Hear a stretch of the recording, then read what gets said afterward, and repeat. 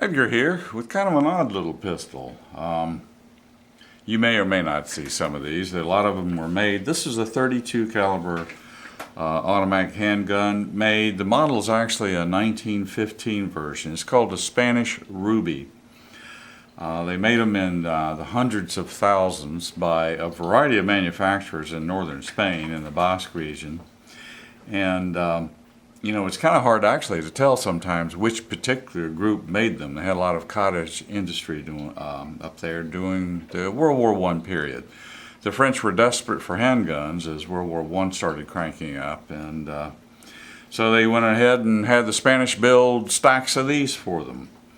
As you can see, it's not a particularly large handgun, but it is, I suppose you'd say, medium-sized. It's got a little bit of weight to it. They're reputed to be actually pretty accurate. There's a lot of stories about them not being particularly reliable.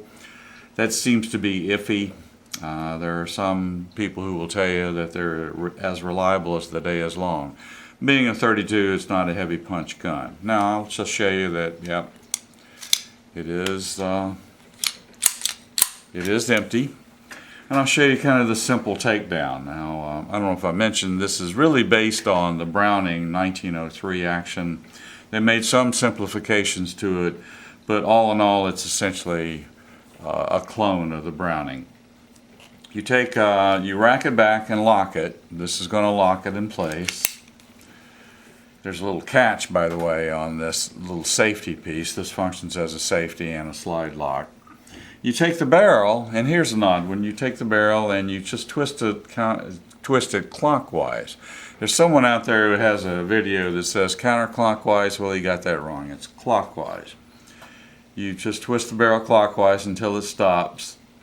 And then all you're going to do is you're going to take this down, take this off, let it come forward, and just snap it off. It'll just, well, it will slide off. Sometimes you have to give it a little extra help.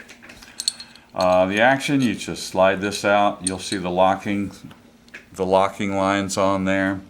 These are the locking grooves that don't go all the way around, as you've probably seen with some of the Brownings. The locking grooves on the bottom, and then it just locks right there. Very simple mechanism. So when we twist it back in, it'll just lock within those grooves. The guide rod and the spring are one piece, which is actually rather handy. The hammer is this rather clunky block of metal that seems to be reliable. The machining on it when you open them up isn't going to be the best thing in the world, but it's functional. You'll also notice when you open one of these up that you're going to see basic file marks and machining marks. Still, all in all, it's kind of a nifty looking little gun. There's a lot of history with these because a large number of them were in fact issued during World War I, were carried into action, and perhaps were actually fired in action. This one, although you can see that the bluing is extremely worn, probably hasn't been fired very much. When I took it down, I could find that actually there was very little wear.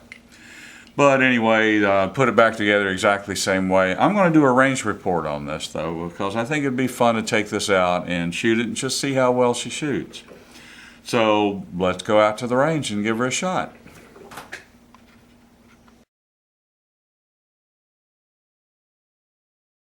Bud.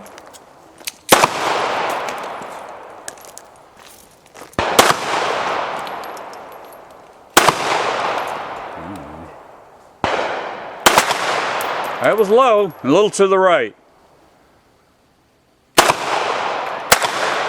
Oh, there you go, you got it, but it's low.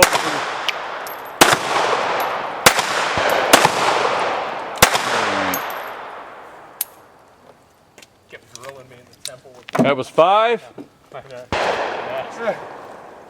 They all.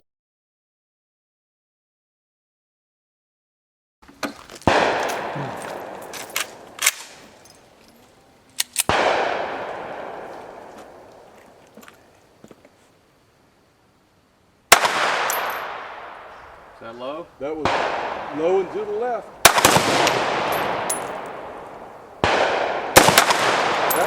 That should have hit it. That did.